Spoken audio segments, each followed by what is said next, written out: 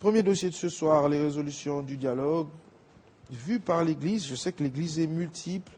Révérend Kaseke, bonsoir et bienvenue. Bonsoir, Michael. Représentant légal de la communauté des justes en Christ. Une église, comment je peux appeler, une très grande église que de la République démocratique du Congo ou c'est partout ailleurs? Merci. En fait, c'est la communauté chrétienne Cité des Justes en Christ. C'est une communauté chrétienne pentecôtiste, de tendance pentecôtiste, qui a sa base... Ça veut dire que vous prêchez l'Esprit Saint. Nous basons notre message sur l'Esprit Saint, c'est ça. Le Saint-Esprit qui est à Paris ou qui est survenu le jour de la Pentecôte.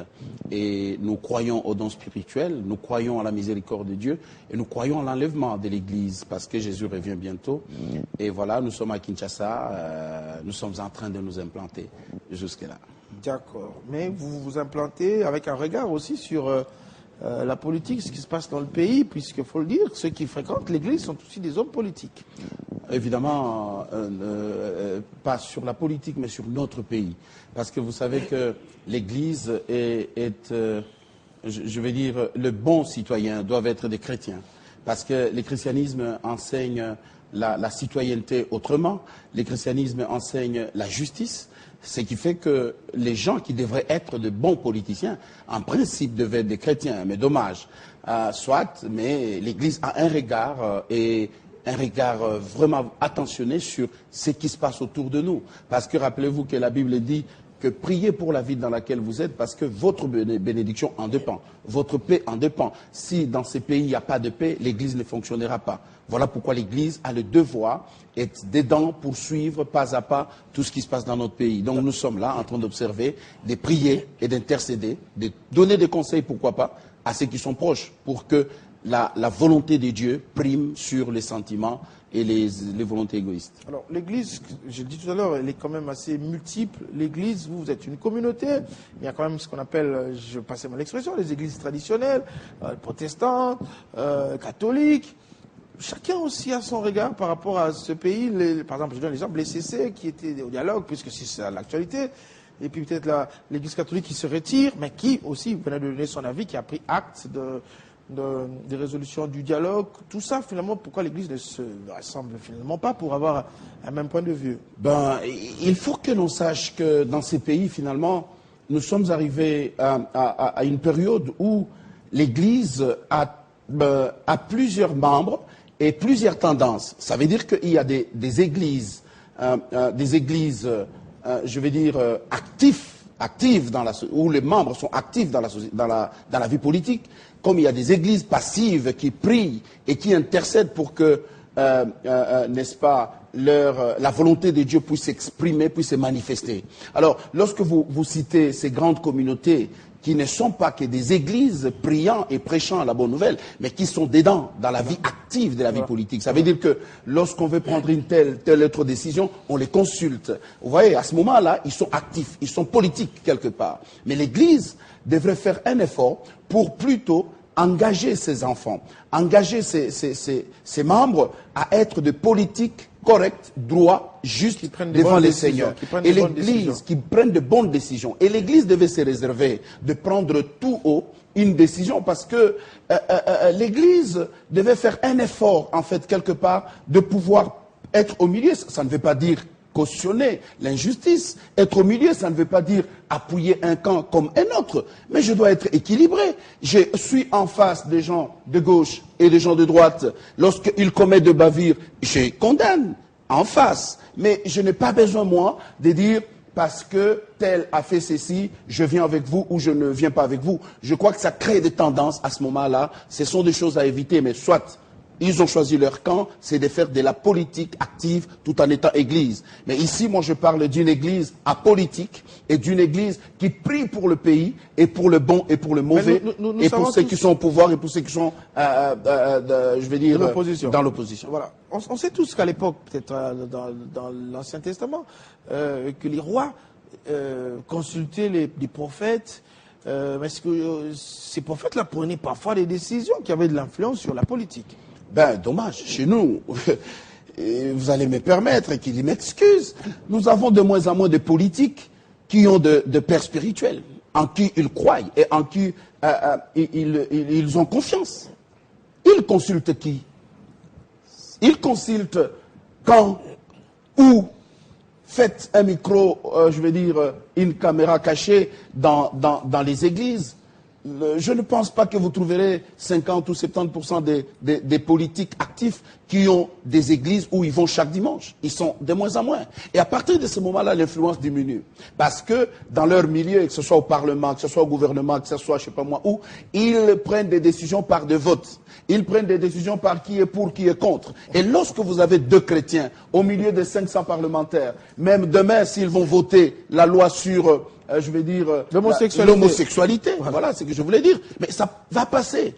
Dommage, l'Église va regarder impuissant, mais ça va passer. Ce que l'Église devait faire aujourd'hui, c'est de prêcher l'Évangile pour que de plus en plus les justes se multiplient. Parce que la Bible dit, lorsque les justes se multiplient, le peuple est dans la joie. Alors, l'actualité, révérend Kasséké, c'est l'accord qui a été signé. On a tous compris ce qui s'est passé, l'impossibilité d'organiser les élections. Il fallait se retrouver autour d'une table. L'inclusivité de ce dialogue, on ne cessera de le dire. Peut-être que de ce côté-là, ça n'a pas réussi. Votre regard, justement, d'abord par rapport au caractère inclusif du dialogue, puisque à la fin, finalement, on s'est rendu compte que, tiens, ceux qui n'ont pas pris le train avec les autres sont en train de refuser l'accord. Oui. Les pays, le Congo est comme une famille. Et dans une famille surviennent des problèmes, des grands, des petits, des problèmes moyens. Et il est important que chaque fois que survient un problème dans une famille, que nous nous accordions. Parce que la maison est unique. On ne peut pas la brûler parce que le fils aîné veut aller étudier en Europe, le cadet veut aller étudier en Afrique quelque part, et papa dit finalement je n'ai pas l'argent, et les uns disent tu n'es plus notre papa, et puis tout ça. Non, j'imagine que il faut que nous sachions que nos politiques, quelque part, ils sont égoïstes. Ils sont égoïstes parce que pour eux, ce qui compte, ce n'est même pas le Congo. Ils évoquent le Congo quand ils veulent passer leurs intérêts avant. Ils évoquent au nom du peuple, au nom du Congo. Mais lesquels peuples qu'ils ne respectent pas? Tous. Que ce soit ceux qui sont au pouvoir, même ceux qui sont dans l'opposition. Regardez des petits faits simples. Lorsqu'il y a des dégâts dans la ville, les gens meurent. Citez-moi l'un des membres, de gauche ou de droite, qui accompagne ces hommes à leur dernière demeure. Les grands, ceux qui décident en dernier pour que telle décision soit prise, telle décision soit prise. Ils visitent ces familles éplorées. Point d'interrogation. La compassion devait accompagner nos dirigeants. Frère, je me retrouve en France à une période donnée, je crois il y a 5-6 ans. Le ministre de l'Éducation français est en Londres pour une mission d'État. On l'appelle pour lui dire, il y a vos voyous là, comment on les appelle, il y a un preneur d'otages qui a pris un terroriste qui a pris une école maternelle en otage. Le ministre a suspendu sa réunion. Il devait prendre le micro, il a suspendu, il est rentré parce qu'il dit, c'est dans mon secteur, je dois négocier moi-même avec ces hommes. Il est rentré, Dieu merci, il n'y avait pas eu de mort, il a sauvé l'action. L'humanisme, quelque part, manque à nos frères et sœurs qui ont choisi la politique comme métier. Ils doivent faire un effort, les accords sont là, ils se sont réunis, toutes tendances confondues, du moins nous avons suivi à la télé, nous les voyons, ceux qui sont de l'opposition, ceux qui sont de la majorité, nous les avons vus signer. Et moi j'imagine que ceux qui sont dehors sont des Congolais aussi. Mais pourquoi ceux qui sont dehors n'ont pas voulu entrer dans le bateau? C'est ça aussi le problème, parce que je crois que l'appel a été lancé. Je crois que même ceux qui ont accompagné ce dialogue, qui ont observé ce dialogue, ceux qui ont fait la facilitation, voulaient que tout le monde puisse adhérer. Et je crois que s'il faut parler de préalables, quelques préalables ont été tout de même respectés. Mais pourquoi, par exemple, ceux-là n'ont pas voulu prendre le train ou le bateau? Oui, au départ, quand les prémices sont déjà fauchées, la conclusion sera directement fausse. Vous ne donnez pas de chance à cette résolution. Parce que si ça va nous emmener jusqu'à l'organisation des élections apaisées, amener la RDC, puisque c'est de ça qu'il s'agit, une année ou une année et demie de transition, si cela va suffire à ce que les élections soient réellement organisées, disons, de manière convenable, c'est peut-être ça le schéma à suivre. Ben, écoutez, je voulais dire quelque chose qui va m'échapper là. Lorsque les prémices sont déjà quelque part a problème, Voilà. l'issue peut avoir des problèmes. Vous me posez la question de savoir pourquoi ils ne sont pas venus. Mes frères, vous avez 10 enfants, quel que soit leur âge, quel que soit leur talent, c'est vrai, on ne les traite pas de la même manière, mais vous prenez tout le temps pour traiter avec un seul enfant, en mettant les autres de côté. Là, c'était inclusif ou non inclusif? Soyons justes dans ces pays. Lorsque le pouvoir a pris la décision de commencer à approcher les partis de l'opposition pour négocier, pour préparer en fait la négociation, ils ont pris du temps. Nous l'avons suivi, que ce soit en Italie, je ne sais pas moi où, pour discuter, harmoniser les vues. Et les autres membres qui étaient dehors, quel était leur sentiment? L'égoïsme veut que l'on oublie cela. Je crois que, révérend, s'il faut parler de dialogue, nous observons tous. Nous sommes dans un contexte où, par exemple, on sait qu'il y a une durée, on sait que tel ou tel va participer, et je sais aussi que lorsque la liste des délégués a été déposée, ceux qui ont réclamé, il y en a quand même qui sont venus en dernière minute, société civile et les autres qui voulaient y prendre part, qui ont pris part. Mais il y en a aussi ceux qui ont carrément refusé, puisque là, vous parlez, par exemple, là, je vais prendre l'exemple par rapport aux prémices que vous évoquiez tout à l'heure. Parce que, écoute, quand ils ont négocié en Italie, ceux qui étaient ici n'étaient pas contents. Mais pourquoi seulement eux? Pourquoi et pas nous? Eh bien, quand le dialogue vient ici, on dit, est-ce que vous pouvez venir? Ils disent, mais on les oublie. C'est l'égoïsme. Il faut que tous nous mettions un peu d'eau dans nos vins, que nous puissions dire l'intérêt suprême de la nation. Parce que quand ça tire ici, pendant la guerre, on ne connaît pas qui est qui devant les balles, devant les... Hier, à l'Est, vous avez suivi, ces militaires qui voulaient pourtant sauver les pays, sa cible n'était pas l'ennemi, c'était finalement les élèves et les enseignants qui sont morts. C'est pour vous dire que quand il y a la guerre, le monsieur qui tire son arme n'a pas toujours la portée de ces balles où ça va atteindre. Donc soyons un peu courtois, même si on nous dit il faut en finir, il faut que le pays, comme on dit, les chaos. Mais les chaos, ça signifie quoi? Dans votre maison ou sur la rue? Alors, quel schéma, justement, quel schéma suivre? Parce que s'il y a un schéma légal à suivre, c'est que ce que la Cour constitutionnelle l'a rendu, que c'est jusqu'à l'organisation des élections. La CENI qui a proposé un délai, peut-être jusqu'en 2018, même si c'est contesté ou on dit que c'est long, il faut 2017. Mais au moins, jusque-là, c'est la proposition, le schéma proposé, le dialogue, l'accord avec un gouvernement qui sortira pour organiser les élections. Je crois que c'est le schéma à suivre. La Bible dit... Ou c'est le chemin de ceux qui disent non, tiens, le 19 ou le 20 décembre, tout s'arrête. Nous avons besoin de la paix, nous avons besoin de l'amour, nous avons besoin de la compréhension dans les pays. Dieu, en conflit avec les hommes, écoute ce qu'il dit dans Ésaïe, chapitre 1er, le verset 18, il dit, le Seigneur dit, venez, nous allons discuter. Mais si vos péchés ont la couleur du sang, ils prendront la couleur du lait. S'ils sont rouges comme le feu, ils deviendront aussi blancs que la neige. Venez, discutons. Mais si vous acceptez d'obéir, vous pourrez manger les bonnes choses du pays. Si vous n'acceptez pas, vous ne le mangerez pas. Donc, nous avons notre destinée à main. Le pays est un pays de promesses, un pays de prophéties. Ces choses ne s'accompliront que si nous devenons obéissants. Frère, 1 année et demie, ça nous coûte quoi de patienter notre faim, notre douleur, pour que demain, on accouche d'un bébé qu'on va encadrer. Encore, faudra-t-il qu'on ajoute, les amis qui sont dehors doivent venir, avec par exemple le profil de l'homme qui doit être Premier ministre, le profil des ministres à venir. Parce que, frère, dans ces pays, finalement, c'est la répétition de choses, c'est les mêmes figures, les mêmes critiques. Est-ce qu'on ne peut pas prendre de jeunes gens qui n'ont jamais péché, qui ne se sont jamais essuyés, dans la gestion, qu'on les mette? Parce que ceux qui ont de l'expérience, c'est de l'expérience de la médiocrité.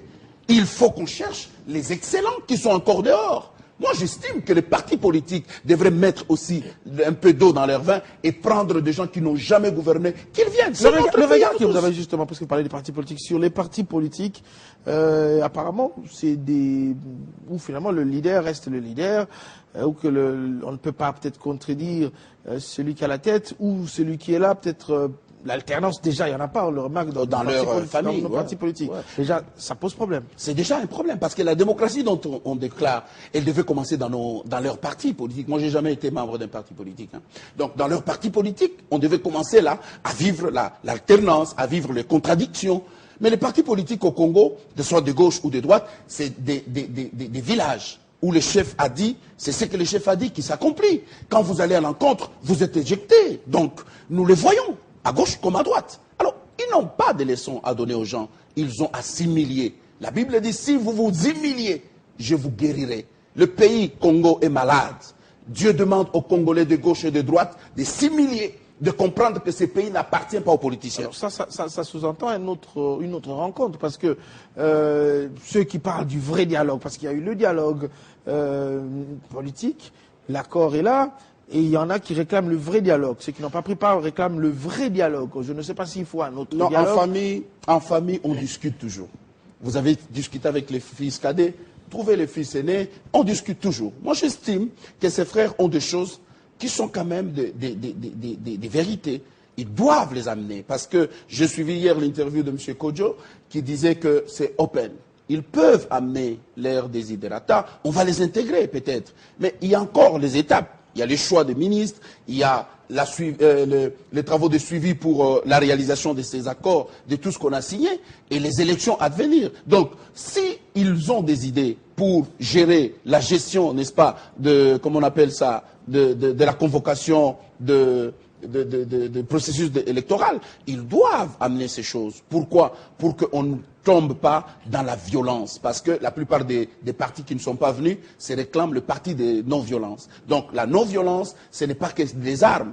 On peut être violent en utilisant les couteaux, en utilisant le pétrole et l'essence. C'est aussi de la violence. Donc nous estimons que ces pays nous appartiennent. Nous ne devons pas les brûler, mais plutôt enlevons l'orgueil, enlevons l'égoïsme et cherchons à devenir enfants, fils de ces pays, et ça va nous avancer. Et là où je voudrais aussi insister, c'est dans les critériums des gens qui vont nous gérer demain.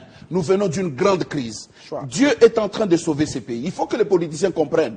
La victoire de Léopard, dernièrement, contre la Libye, c'était un message fort que Dieu n'aime pas le sang.